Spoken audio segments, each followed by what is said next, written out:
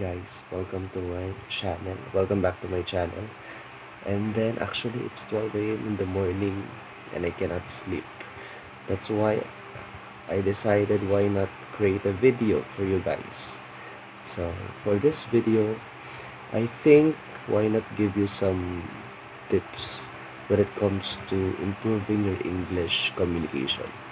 So just a disclaimer guys, I am not an English professional and I'm not also saying that these tips that I will be giving to you are the standard things to be followed in English when it comes to improving your English grammar, vocabulary, and communication. So that's just a disclaimer. Okay, let's go on the first tip. So by the way guys, these tips that I will be giving to you is based on my experiences. So based on the things that I really do or I did way back when I was still studying, that really helped me when it comes to improving my English communication. So first tip is having your dictionaries always. When it comes to having your dictionary, actually that's very important. Why? Because there are some words that you might not have encountered in your life. So there actually when it comes to speaking English, we Filipinos we can really speak English, but we have limitations when it comes to our vocabulary.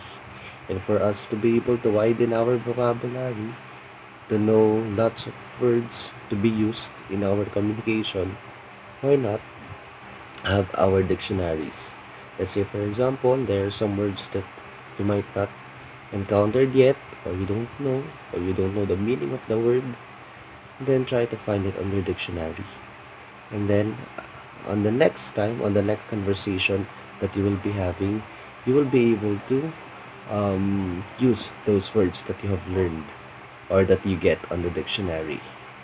Okay, so that is the first tip. Next, second tip. Second tip is by watching English movies and reading English novels. Actually, when it comes to watching English movies and reading English novels, it's very helpful when it comes to improving our English communication. Why? Because there are some phrases that is being said by the characters, or there are some words that you might see on the novels that you can use when it comes to conversing or having conversation with other people. Okay, next. Third tip. So actually this third tip, it is only based on my experience. And this is very helpful to me when it comes to improving my communication in English. My third tip to you is why not try to have a BPO experience. Actually, some people may be very afraid when it comes to entering a BPO company because it's very intimidating entering a BPO company, and then hearing all the people speaking in English.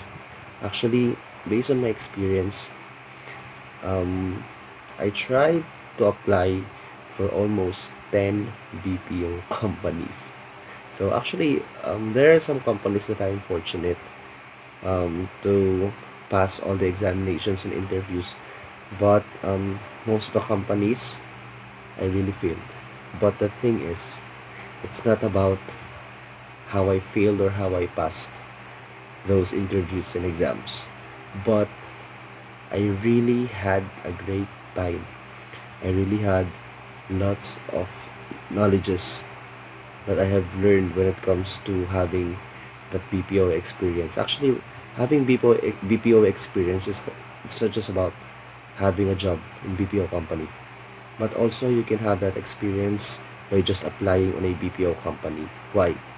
Because having the preliminary interview, having um the second interview, the final interview, and some other test that is being done in a BPO company, by just experiencing those things, you would be able to exercise yourself speaking in English. Okay, next, fourth tip. Okay, for my fourth tip, try to speak English, as in most of the time. Actually, it's very hard at first. Yeah, it's so hard to speak English. It's so hard to express yourself in English because you don't know if you are saying the right words, if you are having right grammars or not. So actually, that's very hard. But as time goes by, as you always speak English, as you always express yourself in English, um, regardless if you have a wrong grammar, regardless if you have grammar lapses, or you might enunciate words not that well, but as time goes by, you will be able to exercise your mouth, exercise yourself speaking in English. Because actually, knowing the right pronunciation, knowing the right words to be used, knowing right grammar is very easy. What's hard is to speak or to express it. Okay, lastly, for our number 5 tip, our fifth tip is to have a confidence. Most of the people are really afraid to speak English, not just because they have grammar lapses, not because they don't know the words to be used, but because they are afraid to be judged by other people. You should always remember that speaking English is not just about having a perfect grammar, but it's about how will you be able to confidently show or express yourself to other people. Because not all people have a perfect grammar, but the thing is they have that much confidence in them in showing themselves to other people. So that's what you need to have, confidence. So that's it. So those are the tips that I can give you. I hope that it can help you improving yourself in speaking English. Just try it, and then maybe it will be very effective for you. So just a short reminder for everyone, always bear on your mind that English is only a language. It will never and ever define your intelligence. It will never define the intelligence of a person. Speaking English doesn't mean you are a very intelligent person. It's just a matter of um, knowing different language for us to have more opportunities. So always remember that. And then I hope after this video you will be able to have at least a pinch of confidence in you and start speaking English. So that's it. I hope I help you, and just comment below your thoughts and opinions. So just a disclaimer, I am not an English professional, and I am not saying that all the things that I have said are the standard thing to follow in improving your English. It's just based on my own knowledge and then based on my experiences. So that's all, and good morning. Thank you. Bye.